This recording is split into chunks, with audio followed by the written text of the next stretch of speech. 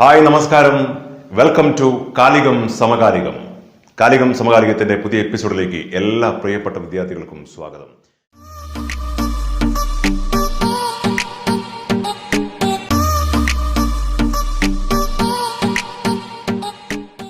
പരീക്ഷയ്ക്ക് ഇനി വളരെ കുറച്ച് ദിവസങ്ങൾ മാത്രം. ഇന്ത്യൻ എക്കണോമിയുടെ 5 ചാപ്റ്ററുകൾ മനോഹരമായി നിങ്ങൾ പഠിച്ചു. അത് ശേഷമുള്ള ചാപ്റ്റേഴ്സൊക്കെ നന്നായി പഠിച്ചു. സ്റ്റാറ്റിസ്റ്റിക്സിൻ്റെ ഭാഗങ്ങൾ, ഈ പരീക്ഷയ്ക്ക് വേണ്ട ഭാഗങ്ങൾ ഒന്ന് റിവൈസ് ചെയ്യണമെന്ന് ഒരുപാട് പേർ ആവശ്യപ്പെട്ടിരുന്നു. കമൻറ്റ് ബോക്സിൽ നിരവധി പേർ. നമ്മൾ വളരെ കുറച്ച് ദിവസം മാത്രമുള്ളൊരു സാഹചര്യത്തിൽ വളരെ പെട്ടെന്ന് അതിൻ്റെ കാര്യങ്ങളൊക്കെ ഒന്ന് നിങ്ങളെ ഓർമ്മപ്പെടുത്തിക്കൊണ്ട് ഏറ്റവും നല്ല എക്സാമിനേഷൻ നിങ്ങൾക്ക് ഉണ്ടാക്കാനുള്ളൊരു ശ്രമമാണ്. ആരംഭിക്കുന്നതിന് മുമ്പ് ആരെങ്കിലും പുതിയ വിദ്യാർത്ഥികൾ ഇത് കാണുന്നുണ്ട് എങ്കിൽ ഉടൻ സബ്സ്ക്രൈബ് ചെയ്യുക. നിങ്ങളുടെ മുമ്പിൽ സബ്സ്ക്രൈബ് ബട്ടൺ അമർത്തിക്കൊണ്ട് ഒപ്പം ബെല്ലൈക്കൺ അമർത്തിക്കൊണ്ട് നോട്ടിഫിക്കേഷൻ ഓൺ ചെയ്യുക.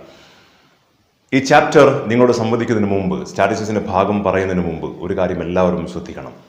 ഈ വീഡിയോ സ്കിപ്പ് ചെയ്യാതെ മുഴുവനായും കാണാൻ ശ്രമിക്കുക. സ്റ്റാറ്റിസ്റ്റിക്സിലെ ഭാഗങ്ങളും ഇന്ത്യൻ എക്കണോമിയുടെ ഭാഗങ്ങളും ഒരു ദിവസം ഇരുന്നു കൊണ്ട് വീഡിയോ കണ്ട് കൃത്യമായും നിങ്ങളുടെ നോട്ട്ബുക്ക് വെച്ച് പഠിച്ച് ഏറ്റവും ആത്മവിശ്വാസത്തിൽ എക്സാമിനേഷന് പോകാൻ നിങ്ങൾ കഴിയണം. ഇപ്പോൾ നമ്മൾ രണ്ടാമത്തെ ചാപ്റ്റർ, സ്റ്റാറ്റിസ്റ്റിക്സിലെ രണ്ടാമത്തെ ചാപ്റ്റർ കളക്ഷൻ ഓഫ് ഡാറ്റ എന്ന ചാപ്റ്ററാണ് നിങ്ങളോട് സംവദിക്കാൻ പോകുന്നത്. ഒന്നാമത്തെ ചാപ്റ്റർ ഇൻട്രൊഡക്ഷൻ ചാപ്റ്ററാണ്. 2 മാർക്കാണ് ഫസ്റ്റ് ചാപ്റ്ററിൻ്റെ വെയിറ്റേജ്. അതിലെന്താണ് സ്റ്റാറ്റിസ്റ്റിക്സ് എന്നും അതിൻ്റെ ഫംഗ്ഷൻ എന്നും സിംഗുലർ പ്ലൂറൽ അതൊക്കെ ഏറ്റവും ചുരുങ്ങിയ ഇൻട്രൊഡക്ഷനിൽ നിങ്ങളൊക്കെ നന്നായി പഠിച്ചാണ്. നിങ്ങൾ മറന്നു പോവില്ല എന്ന് എനിക്ക് ഉറപ്പാണ്. സെക്കൻഡ് ചാപ്റ്ററാണ് നമ്മൾ ആരംഭിക്കുന്നത്, കളക്ഷൻ ഓഫ് ഡാറ്റ എന്ന ചാപ്റ്റർ. അപ്പോൾ ഏറ്റവും നന്നായി ഈ ചാപ്റ്റർ നിങ്ങൾക്ക് ഉൾക്കൊള്ളാനായിട്ട് നിങ്ങൾ പഠിച്ചതിൻ്റെ കൂടെ ഈ വീഡിയോ കൂടി കണ്ട് അത് സ്കിപ്പ് ചെയ്യാതെ മുഴുവൻ സമയവും കണ്ട് അത് ഉള്ളിലേക്ക് എടുത്തുകൊണ്ട് മനോഹരമായ എക്സാമിനേഷൻ എഴുതുക. So collection of data.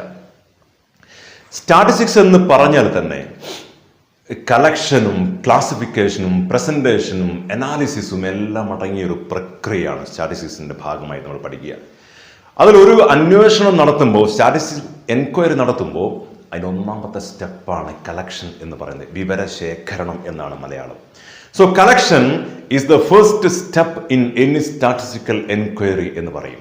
Collection is the first step in any statistical enquiry. ഏതൊരു സ്റ്റാറ്റിസ്റ്റിക്സിൻ്റെ അന്വേഷണത്തിൻ്റെയും ആദ്യ ഘട്ടം, ആദ്യ പടി, ആദ്യ സ്റ്റെപ്പാണ് ഡാറ്റ കളക്ട് ചെയ്യുക എന്നുള്ളത്.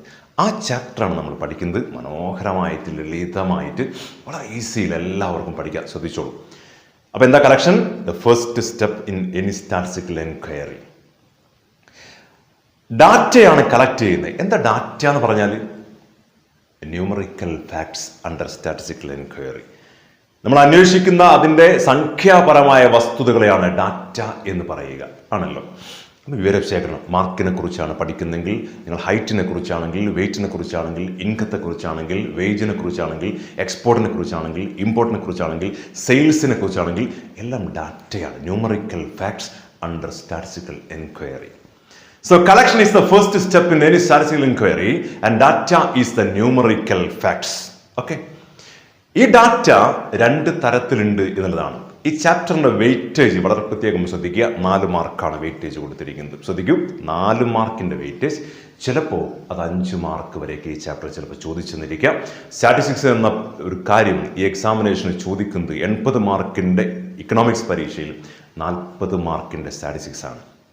പക്ഷേ ഓപ്ഷൻ വന്നുകൊണ്ട് 102, 104 മാർക്കിൻ്റെ ആകെ ചോദ്യങ്ങളുണ്ട് എങ്കിൽ ചിലപ്പോൾ അതിൻ്റെ പകുതി 52, 51 മാർക്കിൻ്റെ സ്റ്റാറ്റിസ്റ്റിക്സിൻ്റെ ചോദ്യങ്ങളും ഉണ്ടാവും.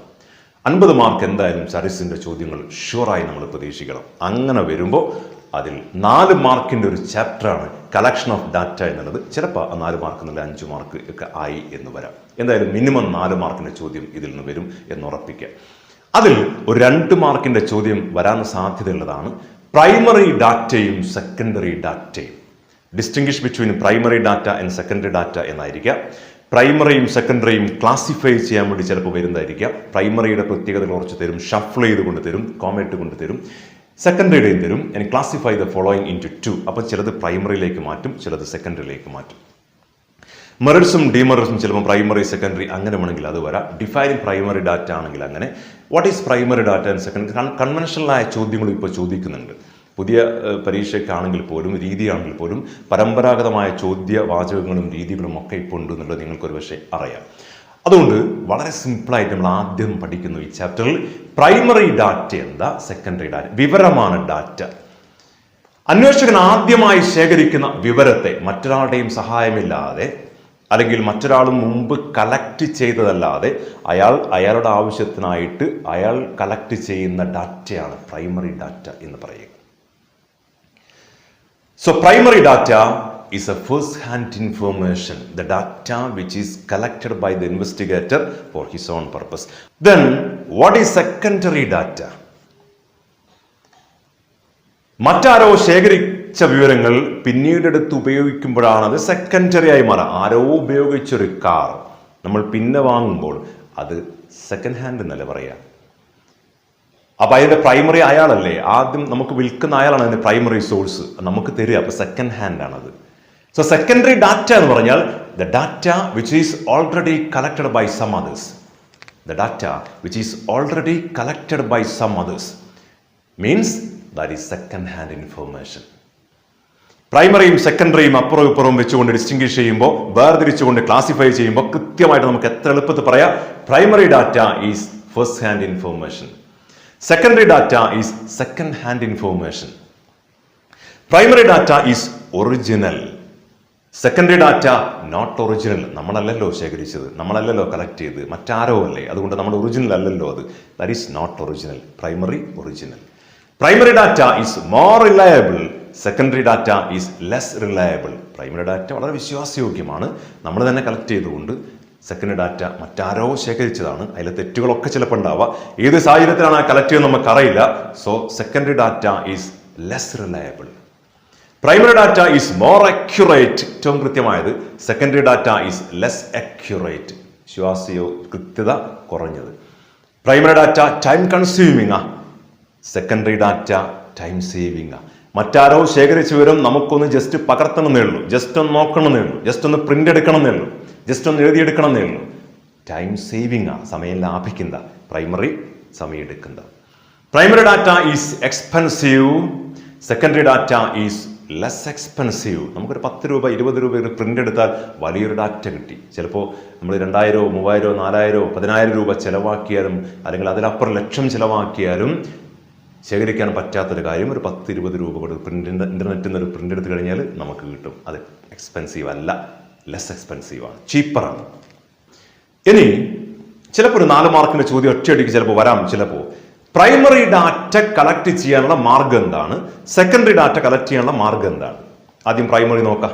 Which are the sources of collecting primary data? The sources of collecting primary data, the methods for collecting primary data.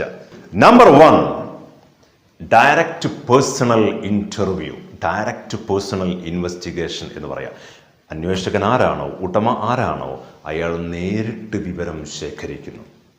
That is, in this method, direct personal investigation method, the investigator interview each and every person who are ready to give the information. Investigator interview each and every person who are ready to supply the information, who are ready to give the information, who are ready to provide the information. ആരാണോ വിവരം തരാൻ തയ്യാറായ വിവരദാതാക്കൾ അവരുടെ അടുത്ത് പോയിട്ട് നേരിട്ട് വിവരം ശേഖരിക്കുന്ന, അഭിമുഖത്തിലൂടെ വിവരം ശേഖരിക്കുന്ന രീതിയുടെ പേരാണ് പ്രത്യക്ഷമായ വിവരശേഖരണ രീതി, ഡയറക്റ്റ് പേഴ്സണൽ ഇൻവെസ്റ്റിഗേഷൻ. നമ്മൾ വേറെ എവിടെയും പോകുന്നില്ല, മറ്റൊരാളോടും ചോദിക്കുന്നില്ല, ആരാണോ തരേണ്ടത് വിവരം അയാളുടെ അടുത്ത് തന്നെ പോകുന്നു. That is direct personal investigation. But this method is suitable when the area of investigation is a limited one. When the area of investigation is very vast, very big, very huge, very wide, this method is not suitable. Number 2, indirect personal investigation. പരോക്ഷമായി പല വ്യക്തികളെടുത്ത് പോയിട്ട് വിവരം ശേഖരിക്കുന്നു. എന്താ ഇതിന്റെ സാഹചര്യം? Direct personal investigation cannot be applied everywhere, every time. എല്ലാ സമയത്തും എല്ലായിടത്തും അപ്ലൈ ചെയ്യാൻ പറ്റിയ ഒന്നല്ല ഡയറക്റ്റ് പേഴ്സണൽ ഇൻവെസ്റ്റിഗേഷൻ എന്ന് പറഞ്ഞാൽ. അതിന് ചില പരിമിതികളുണ്ട്. മദ്യപാനിയായ ഒരാളെ കുറിച്ച് അറിയാൻ വേണ്ടി മദ്യപിക്കുന്ന ഒരാളോട് നേരിട്ട് വിവരം ചോദിച്ചുകൊണ്ട് കാര്യമില്ല. Sometimes he will hesitate to give the information. അയാൾ മടിക്കും. മദ്യപിക്കാറുണ്ടോ? ചിലപ്പോൾ അയാൾ പറഞ്ഞെന്ന് വരില്ല കൃത്യമായ ഉത്തരം. എത്ര കാലമായി മദ്യപിക്കുന്നു? ഉത്തരം കിട്ടണമെന്നില്ല. എത്ര രൂപയ്ക്ക് മദ്യപിക്കും? അതും പറയില്ല. ചിലപ്പോൾ അത് പറയണമെന്നില്ല, പക്ഷെ നമുക്കറിയണം. ആ സമയത്ത് V want to interview the third party. നമുക്ക് മറ്റൊരാളെ ഇന്റർവ്യൂ ചെയ്യണം. ചിലപ്പോൾ അത് may be is relative, ബന്ധുവായിരിക്കാം, is front, സുഹൃത്തായിരിക്കാം, is neighbour, അയൽക്കാരനായിരിക്കാം, ചിലപ്പോൾ ലിക്കർ ഷോപ്പിൻ്റെ ഉടമയായിരിക്കുക, അല്ലെങ്കിൽ സെല്ലറായിരിക്കുക, ആരുമായിരിക്കാം. പക്ഷേ ഇയാളുടെ നേരിട്ട് നമ്മൾ വിവരം ശേഖരിക്കുന്നില്ല. കാരണം ഇയാൾ എല്ലാ സമയത്തും ചില സമയത്ത് നമുക്ക് വിവരങ്ങൾ തരണമെന്നില്ല കൃത്യമായിട്ട്. അതുകൊണ്ട് we adopt indirect personal interview. Number 3, telephone interview. വളരെ സിമ്പിളാണ്. നമ്മുടെ കയ്യിലൊരു ടെലിഫോൺ വീട്ടിലുണ്ടെങ്കിൽ നമ്മൾ എവിടെയും പോവാതെ, ഒരു യാത്രയും ചെയ്യാതെ, ഒരു ചെലവും അധികം വഹിക്കാതെ, ഒരു സമയം അധികം എടുക്കാതെ, we use the telephone to collect the data. We are collecting the data over the telephone. ഫോണിലൂടെ നമ്മൾ ഡാറ്റ കളക്ട് ചെയ്യുന്നു. That method is called telephone interview. That is very cheap. അത് വളരെ ചിലവ് കുറഞ്ഞതാണ്, ടൈം സേവിംഗ് ആണ്. നമുക്ക് വലിയ ചിലവൊന്നുമില്ലാത്ത ഒരു മെത്തേഡാണ്. അത് സമയവും ലാഭിക്കാൻ പറ്റിയാണ്. That is telephonic interview. Number 3. Number 4, collecting the data through enumerators. നമ്മൾ ഡാറ്റ കളക്ട് ചെയ്യാൻ എന്യൂമറേറ്റർമാരെ വെക്കുന്നു. കാരണം when the area of investigation is very large, വലിയൊരു ഏരിയയിലാണ് നമ്മുടെ ഇൻവെസ്റ്റിഗേഷൻ എങ്കിൽ it is impossible to collect the data from each and every person. അപ്പം നമ്മൾ സഹായികളെ വെക്കും. ഇതാണ് 4ാമത്തെ രീതി. അവസാനത്തെ രീതി ക്വസ്റ്റനെയർ മെത്തേഡ്. അത് പരീക്ഷയ്ക്ക് വേറൊരു 3-4 മാർക്കിന്റെ ചോദ്യമായിട്ട് വേണമെങ്കിൽ വരാൻ അവസാനത്തെ പോയിന്റ് ആക്കി പറഞ്ഞു. Questionnaire is A list of questions. Questionnaire is a bunches of questions, a bundles of questions, a set of questions, a group of questions. ഒരു കൂട്ടം ചോദ്യങ്ങൾ which is printed. അത് അച്ചടിച്ചതോ or written എഴുതപ്പെട്ടതോ expected to be filled by the respondent. Essentials of a good questionnaire. ഒരു നല്ല ചോദ്യപട്ടികയുടെ ലക്ഷണങ്ങൾ എന്താണ്? Requirements of a good questionnaire. ഒരു നല്ല ചോദ്യപട്ടികയുടെ അവശ്യ ഘടകം എന്താണ്? Number 1, questions should be simple.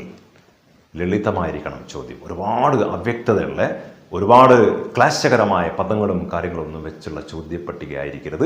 Question should be simple. Number 2, question should be specific. വസ്തുനിഷ്ഠമായിരിക്കണം ചോദ്യം. അത് സ്പെസിഫിക് ആയിരിക്കണം, അത് ക്ലിയർ ആയിരിക്കണം. Question should be simple, question should be specific, question should be clear. Number of questions should not be too large and too short. ചോദ്യങ്ങളെ എണ്ണം ഒരുപാടുണ്ടാവാൻ പാടില്ല. അങ്ങനെ വെച്ചാൽ ഉത്തരം തരേണ്ട ആൾ ഉത്തരം തരില്ല. രാവിലെ മുതൽ വൈകുന്നേരം വരെ അയാൾക്ക് ഉത്തരം പറയേണ്ടി വരും. അത് വളരെ ബോറിംഗ് ആണ്, അത് വളരെ ഡിഫിക്കൽട്ടാണ്. So number of questions should not be too large. ഒരുപാട് ഉണ്ടാവാനും പാടില്ല ചോദ്യങ്ങൾ. Number of questions should not be too short. ഒരുപാട് 1-2 ചോദ്യങ്ങൾ മാത്രമായിട്ട് ഒതുക്കാനും പാടില്ല. അത് ശ്രദ്ധിക്കേണ്ട കാര്യം. Then questions should be in a sequential order. Questions ഒരു ക്രമാനുഗതമായ രീതിയിലായിരിക്കണം ചോദ്യങ്ങൾ ഉണ്ടാവേണ്ടത്. ക്രമാനുഗതമായ രീതി പറഞ്ഞാൽ ഒരു ചോദ്യത്തിന് തുടർച്ചയായിരിക്കണം അടുത്ത ചോദ്യം, അതിൽ നിന്നും അടുത്ത ചോദ്യം വരണം. അങ്ങനെ ഒരു പരസ്പര ബന്ധമുള്ള രീതിയിലേക്ക് ചോദ്യങ്ങൾ അടുക്കി പോകണം. That is questions should be in sequential order എന്ന് പറയാം. വിവാഹിതനാണോ എന്ന് ചോദിച്ചാൽ യെസ് എന്ന് പറയുകയാണെങ്കിൽ എത്ര കുട്ടികളെന്ന് ചോദ്യം അവിടെയാണ് പ്രസക്തം. അല്ലാതെ പിന്നെ ഒരു 5-10 ചോദ്യം ചോദിച്ചിട്ടല്ല. കുടിവെള്ളം ഉണ്ടോ എന്ന് ചോദിച്ചാൽ യെസ് എന്ന് പറഞ്ഞാൽ എന്താണ് അതിന്റെ സോഴ്സ് എന്ന് അവിടെയാണ് ചോദിക്കേണ്ടത്, മറ്റൊരു സ്ഥലത്തല്ല. അപ്പോൾ സീക്വൻഷ്യൽ ഓർഡറിലായിരിക്കണം ചോദ്യം. Question should be either 2 way or multiple way. ചോദ്യം ചിലപ്പോൾ 2 വേ യെസ് ഓർ നോ തരത്തിലുള്ള ചോദ്യമായിരിക്കുക. ആണോ അല്ലയോ അതെ അല്ല എന്നൊക്കെ ഉത്തരം പറയുന്നതായിരിക്കുക. അല്ലെ മൾട്ടിപ്പിൾ വേ. മാരിറ്റൽ സ്റ്റാറ്റസ് എന്ന് പറഞ്ഞാൽ വൈവാഹിക പദവി എന്നൊരു ചോദ്യത്തിന് എന്തെല്ലാം ഉത്തരമുണ്ട്. മാരീഡ് എന്ന ഉത്തരമുണ്ട്, അത് നമ്മൾ ഓപ്ഷനിൽ വെക്കണം. അത് 2 വേ അല്ല. മാരീഡ് അൺമാരീഡ് അല്ല. മാരീഡ് ഉണ്ടാവാം, അൺമാരീഡ് ഉണ്ടാവാം, വിഡോ വിവാഹം കഴിച്ച് ഭർത്താവ് നഷ്ടപ്പെട്ടു പോകുന്ന സാഹചര്യം ഉണ്ടാവാം, ഡൈവോഴ്സ്ഡ് വിവാഹം കഴിച്ച് വേറെ പിരിഞ്ഞ് നിൽക്കുന്നുണ്ടാവാം, സെപ്പറേറ്റഡ് നിയമപരമായി വേർപെടുത്തിയിട്ടില്ല പക്ഷെ വേർപിരിഞ്ഞാൽ നിൽക്കുന്ന അപ്പുറമാണ്, 2 സ്ഥലത്താണ് ജീവിക്കുന്നത്, നിയമപരമായി വേർപെടുത്തിയിട്ടില്ല, സെപ്പറേറ്റഡ്. ഇങ്ങനെ ഏതൊക്കെ തരത്തിലുണ്ട്. അത് മൾട്ടിപ്പിൾ വേ ആണ്. സ്മോക്കിംഗ് ഹാബിറ്റ് ഉണ്ടോ എന്ന് ചോദിച്ചാൽ യെസ് ഓർ നോ, അത് 2 വേ ആണ്. ഇങ്ങനെ ഏതെങ്കിലും തരത്തിൽ അത് ചോദിക്കാം എന്നുള്ളതാണ്. And personal question should be avoided as far as possible എന്ന് പറയും. വ്യക്തിപരമായ ചോദ്യങ്ങൾ പരമാവധി, അവരെ വേദനിപ്പിക്കുന്ന ചോദ്യങ്ങൾ പരമാവധി ഒഴിവാക്കണം. കാരണം അയാളെ നമ്മൾ സഹകരിപ്പിച്ചുകൊണ്ടാണല്ലോ ഈ ഉത്തരങ്ങളൊക്കെ കിട്ടേണ്ടത്. നമ്മുടെ പഠനം മുന്നോട്ട് പോകണ്ടേ. വ്യക്തിപരമായ ആളെ ആക്രമിക്കുന്ന, വിഷമിപ്പിക്കുന്ന, വേദനിപ്പിക്കുന്ന ചോദ്യങ്ങൾ പരമാവധി ഒഴിവാക്കണം എന്ന് ഇതിൻ്റെ ഭാഗമായി നമ്മൾ പറയും.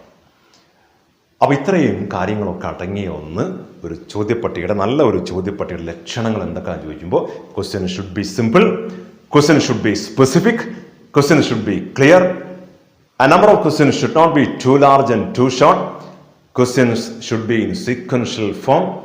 Questions should be either in two-way or multiple way question. ഈ കാര്യങ്ങളൊക്കെ അടങ്ങിയ ഒന്നിനെ ആണ് നമ്മൾ ചോദ്യപട്ടികയുടെ ലക്ഷണങ്ങളായിട്ട് പറയുക. ഇനി സെക്കൻഡറി ഡാറ്റ കളക്ട് ചെയ്യാനുള്ള മാർഗങ്ങൾ. മറ്റൊരാൾ ശേഖരിച്ചവരാണല്ലോ നമ്മൾ ഉപയോഗിക്കുമാണല്ലോ സെക്കൻഡറി എന്ന് പറയുക. മറ്റൊരാൾ ഉപയോഗിച്ച് വീണ്ടും ഉപയോഗിക്കുമാണല്ലോ സെക്കൻഡ് എന്ന് പറയുക. അത് കളക്ട് ചെയ്യാനുള്ള മാർഗം എന്തൊക്കെയാണ്? അതിന് രണ്ട് വിഭാഗമുണ്ട്, ഓർമ്മിച്ചോളൂ. ഒന്ന് പ്രസിദ്ധീകരിക്കപ്പെട്ട കാര്യം, രണ്ടാമത് പ്രസിദ്ധീകരിക്കപ്പെടാത്തത്. Secondary data has two sources, published sources and unpublished sources. Published source പറഞ്ഞാൽ എല്ലാ പബ്ലിക്കേഷനും, അത് എളുപ്പത്തിൽ ഇങ്ങനെ ഓർമ്മിച്ചാൽ മതി. All publication of international organisations. ലോകത്തിലെ എല്ലാ തരത്തിലെ ഇന്റർനാഷണൽ ഓർഗനൈസേഷന്റെയും റിപ്പോർട്ടുകൾ നമുക്ക് സെക്കൻഡറി ആണ്. So all reports of international organisation, ഇതാണ് ഒന്ന്, published. Number 2, all reports of central government. കേന്ദ്ര ഗവൺമെന്റിന്റെ എല്ലാ റിപ്പോർട്ടുകളും നമുക്ക് ലഭിക്കുമ്പോൾ അത് ICMRന്റെ പഠന റിപ്പോർട്ട് ആയിക്കോട്ടെ, കേന്ദ്ര ഗവൺമെന്റ് ആസൂത്രണ കമ്മീഷൻ റിപ്പോർട്ട് ആയിക്കോട്ടെ, അല്ലെങ്കിൽ ഇപ്പോൾ നീതി ആയോഗിൻ്റെതായിക്കോട്ടെ, റിസർവ് ബാങ്കിൻ്റെതായിക്കോട്ടെ, പല മിനിസ്ട്രിയുടേതായിക്കോട്ടെ, എന്തും ആയിക്കോട്ടെ, അതൊക്കെ നമുക്ക് സെക്കൻഡറി ആണ്. Number 3, all reports of state government.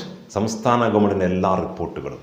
നാലാമത്, all reports of local self government. Panchayat എന്തൊക്കെ വികസന രേഖകൾ, എന്തൊക്കെ പഠനങ്ങളൊക്കെ നടത്താറുണ്ട്, അതെല്ലാം നമ്മൾ ശേഖരിക്കുമ്പോൾ, നമുക്ക് കിട്ടുമ്പോൾ അവർ ശേഖരിച്ച പ്രൈമറി, നമുക്ക് സെക്കൻഡറി ആണ് എല്ലാ റിപ്പോർട്ടും. ഈ 4 പറഞ്ഞതിന് ശേഷം, ഇന്റർനാഷണൽ, നാഷണൽ, സ്റ്റേറ്റ്, ലോക്കൽ പറഞ്ഞതിന് ശേഷം, magazines, weeklies, newspapers, internet sources, ഇതെല്ലാം പറയാം. ഇന്റർനെറ്റ് ഉണ്ട്, അത് സെക്കൻഡറിയാണ്. നമുക്ക് ഇന്റർനെറ്റിൽ ആരോ കളക്ട് ചെയ്ത ഡാറ്റ നമ്മളിങ്ങനെ മോണിറ്ററിലൂടെ വായിച്ചറിയുന്നു, പ്രിന്റ് എടുത്തിട്ട് നമ്മൾ കൃത്യമായിട്ട് ഉപയോഗിക്കുന്നു. അതുണ്ട്. പത്രവും അങ്ങനെ തന്നെ പറഞ്ഞല്ലോ, വീക്ക്ലീസ്, മാഗസിൻസ്, ഇതാണ് സെക്കൻഡറി ഡാറ്റയുടെ പബ്ലിഷ്ഡ് സോഴ്സ്. അൺപബ്ലിഷ്ഡ് സോഴ്സ് എന്ന് പറഞ്ഞാൽ, സെക്കൻഡറി ഡാറ്റ കളക്ട് ചെയ്യാൻ അൺപബ്ലിഷ്ഡ് സോഴ്സ് എന്ന് പറഞ്ഞാൽ, some research institution and universities they collect the data which are not published. University അകത്ത് പോയി നമുക്കത് എഴുതിയെടുക്കാം, വായിക്കാം, പക്ഷെ അവർ പ്രസിദ്ധീകരിക്കില്ല. ചില തന്ത്രപ്രധാനമായ കാര്യം ചില റിസർച്ച് ഇൻസ്റ്റിറ്റ്യൂഷൻസ് പുറമെ കൊടുക്കൂല, പക്ഷെ അവിടെ ഉണ്ടാവും, നമ്മൾ പോയാൽ ചിലപ്പോൾ അത് നോക്കിയെടുക്കാൻ പറ്റും. അതിന് അൺപബ്ലിഷ്ഡ് സോഴ്സ് എന്ന് പറയും. ഈ പബ്ലിഷ്ഡും അൺപബ്ലിഷ്ഡും ചേർന്നെയാണ് സെക്കൻഡറി ഡാറ്റ എന്ന് പറയുക. ഓക്കെ, ഇത് നമുക്ക് പൈലറ്റ് സർവേനെ കുറിച്ചാണ് പറയേണ്ടത്. പൈലറ്റ് സർവേ എന്ന് പറഞ്ഞാൽ വളരെ സിമ്പിളാണ്. ആ pre testing of the questionnaire ആണ്. ചോദ്യപട്ടികയായിട്ട് ഒരു ഫീൽഡ് പോകുന്നതിന് മുമ്പ് നമുക്ക് കൃത്യമായിട്ടും അത് മനസ്സിലാക്കാൻ വേണ്ടിയുള്ളതാണത്. അപ്പോൾ നമ്മൾ ഒരു ചോദ്യപട്ടിക 1000 ആളെടുത്ത് പഠിക്കാൻ വേണ്ടി ചിലപ്പോൾ പോകുമ്പോൾ അതിന് മുമ്പേ നമ്മൾ 10-20 ആൾക്കാരെടുത്ത് പോയിട്ട് നോക്കുമ്പോൾ ചിലപ്പോൾ മനസ്സിലാവും ഈ ചോദ്യം പ്രശ്നമുണ്ട്, ഈ ചോദ്യത്തിൽ അവ്യക്തതയുണ്ട്, ഇന്ന ചോദ്യം കൂടിയൊക്കെ വേണ്ടതുണ്ട് എന്ന്. അതിൻ്റെയൊക്കെ ഒരു മോഡിഫിക്കേഷന് വേണ്ടി നമ്മൾ നടത്തുന്ന ഒരു ട്രയലിൻ്റെ പേരാണ് pilot survey. That is pre testing of the questionnaire എന്ന് പറയും. അത് 1 മാർക്ക് 2 മാർക്ക് ചോദിക്കുമ്പോൾ അത് പഠിച്ചു നോക്കുക. ഇനി ഇതിൽ ഏറ്റവും പ്രധാനപ്പെട്ട ഒരു കാര്യം, ഡാറ്റ കളക്ട് ചെയ്യുമ്പോൾ നമ്മൾ മുഴുവനായും കളക്ട് ചെയ്യണോ, അല്ല ആ ഏരിയയിൽ നിന്നും ഒരു ഭാഗം എടുത്ത് പഠിക്കണം. അതിന് പറയുക കളക്ഷൻ ഓഫ് ഡാറ്റയുടെ സെൻസസും സാമ്പിളിംഗ് എന്ന്. അപ്പം 3 പദങ്ങൾ ഒരുമിച്ച് പഠിച്ചു നോക്കും. എന്താണ് പോപ്പുലേഷൻ, എന്താണ് സെൻസസ്, എന്താണ് സാമ്പിളിംഗ്. അത് പരീക്ഷയ്ക്ക് വരുന്ന ആളെ പെർമിഷൻ പോലെ പറയാൻ വെച്ചാൽ അധികം സമയം ഞാൻ എടുക്കുന്നില്ല. പോപ്പുലേഷൻ എന്ന് പറഞ്ഞാൽ complete set of items in the statistical enquiry എന്നാണ്. എവിടെയാണോ നിങ്ങൾ പഠിക്കുന്നത്, ഏത് മേഖലയിലാണോ പഠിക്കുന്നത്, അവിടെയുള്ള മൊത്തം ഇനങ്ങളെയാണ് പോപ്പുലേഷൻ എന്ന് പറയുക. Suppose we want to study the level of living of the people in Kerala, then all people in Kerala is a population. Suppose you want to study the standard of studying of the college students in Kerala, all college students in Kerala is a population. നിങ്ങൾ ആരെക്കുറിച്ചാണോ പഠിക്കുന്നത് അവിടെയുള്ള മൊത്തം ഇനങ്ങളെയാണ് population എന്ന് പറയുക. ആ population പഠിക്കുന്ന 2 രീതികളെ പേരാണ് സെൻസസും സാമ്പിളിങ്ങും. അതിൽ സെൻസസ് എന്ന് പറഞ്ഞാൽ ആ പോപ്പുലേഷനെ മുഴുവൻ എടുത്ത് പഠിക്കുന്നത്. ഇന്ത്യയിലെ ജനങ്ങളെ കുറിച്ച് മൊത്തം പഠിക്കുമ്പോൾ അത് സെൻസസ് ആണ്. അതിനൊരു ഭാഗം എടുത്ത് പഠിക്കുമ്പം സാമ്പിളിംഗ് ആണ്. നിങ്ങൾ പഠിച്ചാണ്, വളരെ സിമ്പിൾ ആണല്ലോ. ആകെ ഇനങ്ങളെ പോപ്പുലേഷൻ അത് 100 ആണെങ്കിൽ ആ 100ന് 2 രീതി പഠിക്കുക. 100ന് 100ഉം എടുത്ത് പഠിക്കുക, അല്ലെങ്കിൽ അതിലൊരു 20 എടുത്ത് പഠിക്കുക. രക്തം പരിശോധിക്കുന്നത് സാമ്പിളിംഗ് ഉദാഹരണമായിട്ട് നമ്മൾ പറയില്ലേ. ശരീരത്തിലെ മൊത്തം രക്തത്തിന്റെ, ബ്ലഡിന്റെ കൃത്യമായ വിവരം, അതിന്റെ പ്രാതിനിധ്യമാണ് ആ ഒരു തുള്ളി എന്ന് പറയുക, അല്ലേ? അപ്പൊ അത് ആ രീതി ഉദാഹരണങ്ങളൊക്കെ ഒരുപാട് നിങ്ങൾ പഠിച്ചിട്ടുണ്ടാവുമല്ലേ. So census is the study of whole population, study of complete population, study of entire population. Population മുഴുവനും പഠിക്കുന്നതിന്റെ പേരാണ് census, and sampling is the study of a part of population. Sampling is the study of a portion of the population. A segment of the population, representative part of population is called sampling. പോപ്പുലേഷന്റെ ഒരു ഭാഗം എടുത്ത് പഠിക്കുന്നതിന്റെ പേരാണ് sampling എന്ന് പറയുക. ഉദാഹരണമായിട്ട് നിങ്ങൾക്കറിയാം, രണ്ടിനും പ്രത്യേകതയൊക്കെ ഉണ്ട്. സെൻസസ് എന്ന് പറഞ്ഞാൽ എല്ലാം എടുത്ത് പഠിക്കുന്നുണ്ട്, ദാറ്റ് ഈസ് മോർ അക്യുറേറ്റ്. 1000 ആൾ ആകെ ഉണ്ടെങ്കിൽ 1000 ആളെടുത്ത് പഠിക്കുന്നുണ്ടെങ്കിൽ മോർ അക്യുറേറ്റാ, മോർ റിലയബിളാ, സംശയമില്ല. വിശ്വാസയോഗ്യത കൂടുതൽ, ഏറ്റവും കൃത്യമായിരിക്കും, അത് സംശയമില്ല. പക്ഷെ അത് ടൈം കൺസ്യൂമിങ് ആണ്, അത് എക്സ്പെൻസീവാണ്. അത്ര ആളടുത്ത് പോയി പഠിക്കുക എന്നൊക്കെ പറഞ്ഞാൽ ഗുണമുണ്ട് ദോഷമുണ്ട്. ഇതിന്റെ ഗുണം സാമ്പിളിങ്ങിന്റെ ദോഷമായി മാറും, ഇതിന്റെ ദോഷം സാമ്പിളിങ്ങിന്റെ ഗുണമായി മാറും. സെൻസസ് മോർ റിലയബിൾ, സാമ്പിളിംഗ് 1000 പകരം 100 ആളെടുത്ത് പഠിക്കുന്നു, പോരായ്മകൾ ഉണ്ടാവും, less reliable. Census more accurate, sampling less accurate, കൃത്യത കുറവായിരിക്കും 1000 പകരം 100 എടുത്ത് പഠിക്കുമ്പോൾ, സ്വാഭാവികമാണല്ലോ. Census time consuming, sampling time saving. Census expensive, sampling less expensive. കാരണം 100 ആളെടുത്ത് പഠിക്കുന്നുള്ളൂ, 1000 പഠിക്കുന്നില്ലല്ലോ, ചിലവ് കുറവായിരിക്കും, സമയം കുറവായിരിക്കും. ഇങ്ങനെ അത് രണ്ടും വേർതിരിച്ച് പഠിക്കുക. ഇനി സാമ്പിളിങ്ങിന്റെ 2 തരങ്ങൾ കൃത്യമായിട്ടും പഠിക്കണം, റാൻഡം സാമ്പിളിങ്ങും നോൺ റാൻഡം സാമ്പിളിങ്ങും. അപ്പൊ റാൻഡം സാമ്പിളിംഗ് എന്ന് പറഞ്ഞാൽ every member in the population, ക്ലാസ്സിൽ 60 കുട്ടികളാണെങ്കിൽ population 60 every member in that population has an equal chance to be included in the sample. ക്ലാസ്സിൽ 60 പേരിൽ ആർക്കും ആ സാമ്പിളിൽ കടന്നു വരാം, അതാണ് random sampling. Non random sampling എന്ന് പറഞ്ഞാൽ every member has not an equal chance. കാരണം അത് അന്വേഷിക്കുന്ന ഒരു മനുഷ്യന്റെ പക്ഷപാതിത്വം അതിൽ അടങ്ങിയത് കൊണ്ട് അയാൾ ചിലപ്പോൾ തീരുമാനിക്കും. സോ നോൺ റാൻഡം സാമ്പിളിംഗ് എന്ന് പറഞ്ഞാൽ every member in the population has not an equal chance എന്ന് പറയും. ഈ ചാപ്റ്ററിന്റെ അവസാനം സാമ്പിളിംഗ് എററും നോൺ സാമ്പിളിംഗ് എററും, അത് പ്രധാനപ്പെട്ടതാണ്, പരീക്ഷയ്ക്ക് 2-3 മാർക്കിന്റെ. സാമ്പിളിംഗ് എറർ എന്ന് പറഞ്ഞാൽ സാമ്പിൾ എടുത്ത് ഉപയോഗിക്കുമ്പോൾ ഉണ്ടാകുന്ന പോരായ്മകളാണ്. 1000 ആളെ എടുത്ത് പഠിക്കുന്നതിന് പകരം 100 ആളെ എടുത്ത് പഠിച്ചാൽ പോരായ്മകൾ ഉണ്ടാവും. ആ പോരായ്മയാണ് സാമ്പിളിംഗ് എറർ എന്ന് പറയുക. അത് നമുക്ക് പൂജ്യമാക്കാൻ ഒരിക്കലും കഴിയില്ല. Sampling error means the error due to the selection of sample. Sample എടുക്കുന്നത് കൊണ്ട് ഉണ്ടാകുന്ന പ്രശ്നമാണ്. സാമ്പിളിംഗ് എടുക്കുന്നോ പ്രശ്നം ഉണ്ടാവും. ലക്ഷത്തിന് പഠിക്കാനായി 10,000 ആൾക്കാരെടുത്ത് പഠിക്കുന്നോ എന്തായാലും തെറ്റുകൾ ഉണ്ടാവും. കാരണം ലക്ഷത്തിന് തുല്യമാണല്ലോ ലക്ഷം, അതല്ലാതെ 10,000 ലക്ഷത്തിന് തുല്യമല്ലല്ലോ. ഇലക്ഷനിലൊക്കെ എക്സിറ്റ് പോളൊക്കെ നടത്തുമ്പോൾ ചിലപ്പോൾ എത്ര ലക്ഷങ്ങളും വേണ്ടിയാ എക്സിറ്റ് പോൾ നടത്തുന്ന തെറ്റുകൾ ഉണ്ടാവാം. അത് കാണുന്നൊരു ഇക്വേഷൻ ഉണ്ട്, sampling error is equal to actual estimate, value of actual estimate minus value of sample estimate. Actual estimate minus sample estimate. ഉദാഹരണം ഞാൻ പറയാം, ആകെ 5 പേരുള്ളതെന്ന് വെച്ചോ, ഒരാളത് മാർക്ക് എന്തോ ആട്ടെ 10 മാർക്ക്, മറ്റൊരാൾക്ക് 20 മാർക്ക്, മറ്റൊരാൾക്ക് 30 മാർക്ക്, 40 മാർക്ക്, 50 മാർക്ക്. 10, 20, 30, 40, 50. അത് 5 ആൾക്കാരെ പോപ്പുലേഷൻ അതേ ഉള്ളൂ. അതിന്റെ ആവറേജ് നമ്മൾ കാണുക, ശരിക്കും 5 ആളെ എടുത്ത് പഠിക്കുന്നുണ്ടായിരുന്നുവെങ്കിൽ 10 + 20 + 30 + 40 + 50 / 5 എന്ന് കാണും. അപ്പൊ 150 ആണ് ഇത് കൂട്ടിയാൽ കിട്ടുക. 10, 20, 30, 40, 50 പരസ്പരം കൂട്ടിയാൽ കിട്ടുക 150 / 5 30. ഇതാണ് ആക്ച്വൽ എസ്റ്റിമേറ്റ്. വലിയ സംഖ്യ മനസ്സിൽ കാണുക. ഞാൻ 5 എന്ന് പറഞ്ഞത് വലിയൊരു പോപ്പുലേഷനാണ്. നമ്മൾ സാമ്പിൾ എടുക്കുന്നു, 2 ആൾക്കാരെ മാത്രം എടുത്ത് പഠിക്കുന്നു, ഒരു 10, ഒരു 30 എടുക്കുന്നു. 10, 30, 40 ആവറേജ് എടുക്കും. 10, 30, 40/2 20. നേരത്തെ കിട്ടിയ 30, ഇപ്പൊ 20. അപ്പൊ actual estimate minus sample estimate എന്ന് പറഞ്ഞാൽ 30 - 20 10. അത് സാമ്പിളിംഗ് എടുത്തതിന്റെ എററാ. പോപ്പുലേഷൻ ആയിരുന്നു എടുത്തെങ്കിൽ 30 കിട്ടും, പക്ഷെ സമയം ഉണ്ടാവില്ലല്ലോ അത്രയും വലിയ ഏരിയ എടുക്കുമ്പോൾ. സാമ്പിളിംഗ് ആണെങ്കിൽ ഒരു 10ന്റെ ഡിഫറൻസ് അവിടെ വന്നു. So actual estimate minus sampling estimate, അതാണ് സാമ്പിളിംഗ് എറർ എന്ന് പറയുന്നത്. നോൺ സാമ്പിളിംഗ് എറർ എന്ന് പറഞ്ഞാൽ, അതായത് സാമ്പിളിംഗ് എറർ നമുക്ക് മിനിമൈസ് ചെയ്യാൻ പറ്റും by increasing the size of sample. Sampling error can be reduced, can be minimised by increasing the size of sample. 1000 ആളെടുത്ത് പഠിക്കുന്നതിന് പകരം 100 ആളെടുത്ത് പഠിക്കുന്നത് തെറ്റുകൾ ഉണ്ടാവും. പക്ഷെ നമുക്ക് 200 ആക്കി എടുക്കാം, 300 ആക്കി എടുക്കുക, 400 ആക്കി എടുക്കുക, 500 ആൾ പഠിക്കുക. അപ്പൊ തെറ്റുകൾ കുറഞ്ഞു വരും. ഒരിക്കലും 0 ദാറ്റ് നെവർ ബിക്കം 0. സാമ്പിൾ ആണോ തെറ്റുണ്ടാവും. അത് മിനിമൈസ് ചെയ്യുക, കുറയ്ക്കാനേ പറ്റൂ സാമ്പിളിന്റെ സൈസ് എടുക്കുന്നത് കൂട്ടിക്കൊണ്ട്. ക്ലിയർ. നോൺ സാമ്പിളിംഗ് എറർ എന്ന് പറഞ്ഞാൽ അത് വളരെ പ്രധാനപ്പെട്ടതാണ്. അത് സാമ്പിളിന്റെ കുഴപ്പം കൊണ്ടല്ല, സാമ്പിൾ കൈകാര്യം ചെയ്യുന്ന വ്യക്തിയുടെ കുഴപ്പം കൊണ്ടാണ്. അയാളെ പക്ഷപാതിത്വമൊക്കെ ഉണ്ടെങ്കിൽ ചിലപ്പോൾ അത് ഇതിനെ ബാധിക്കുന്നു വരും. Sampling non sampling error is more serious than sampling error. പരീക്ഷയ്ക്ക് സ്ഥിരം ചോദ്യം 2 മാർക്കിനൊക്കെ. Definitely yes, non sampling error can be reduced to 0. അത് 0 വേണമെങ്കിൽ കുറയ്ക്കാം നമുക്ക്. കാരണം അത് ശ്രദ്ധയോടെ ചെയ്താൽ അങ്ങനെ ഉണ്ടാവും. റീകോൾ എറേഴ്സ്, ക്ലറിക്കൽ എറേഴ്സ്, ഇതൊക്കെയാണല്ലോ അതിന്റെ ഭാഗമായി വരുന്നത്. 5000 എന്ന് ഉത്തരം പറയുന്നു, എഴുതുന്ന 50,000 ആയിപ്പോയി. അത് സാമ്പിൾ എടുത്ത് അയാളെ കുഴപ്പം കൊണ്ടല്ല, അന്വേഷകൻ അത് കൈകാര്യം ചെയ്ത പ്രശ്നം കൊണ്ട്. അത് നോൺ സാമ്പിളിംഗ് എറർ, സാമ്പിളിന്റെ കുഴപ്പം കൊണ്ടല്ല.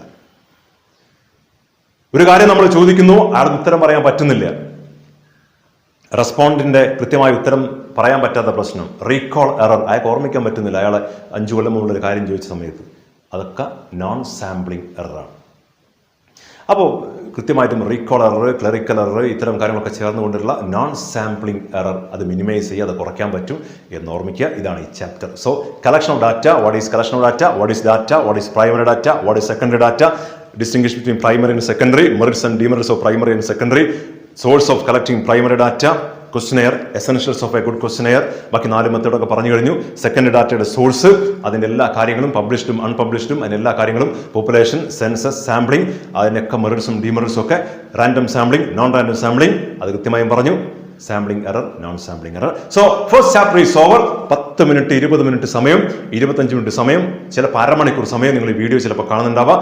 ആ സമയം മുഴുവനായി ഇത് കണ്ട് സ്കിപ്പ് ചെയ്യാതെ കണ്ടുകൊണ്ട് കൃത്യമായിട്ട് നിങ്ങളിത് പഠിക്കുക. നിങ്ങൾക്ക് ക്ഷണനേരം കൊണ്ട് പരീക്ഷ കൃത്യമായി ഓർമ്മ വരുന്ന രീതിയിലേക്ക് ഇത് തീർച്ചയായും മനസ്സിലുണ്ടാവും എന്ന് ഉറപ്പിക്കുക. So all the best. Happy collection of data. By.